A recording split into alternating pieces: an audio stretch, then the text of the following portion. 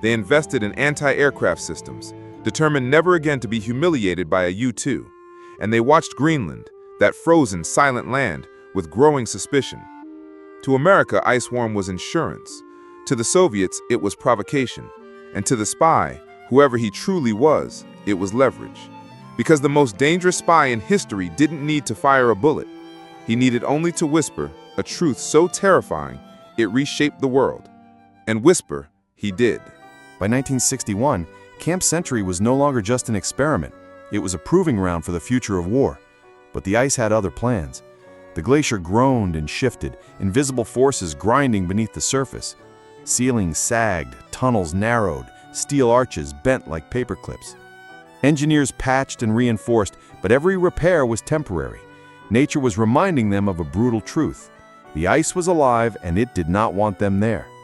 Soldiers lived in constant unease. Some woke to find snowdrifts blocking exits. Others walked corridors that had shifted overnight, walls pressing inward as if the glacier were breathing. The camp felt less like a city, more like a coffin. And then there was the reactor. Lead plates lined the chamber, shielding men from radiation that still leaked through the tunnels. Some soldiers swore their skin itched, their sleep grew restless, their dreams strange. The army dismissed it as nerves, but nerves don't measure Geiger counters, and those counters clicked. For young Soren Gregerson, it was both terrifying and thrilling. He wrote in his diary of the reactor's hum, of the snow collapsing, of the endless daylight that robbed him of sleep. He thought it was adventure.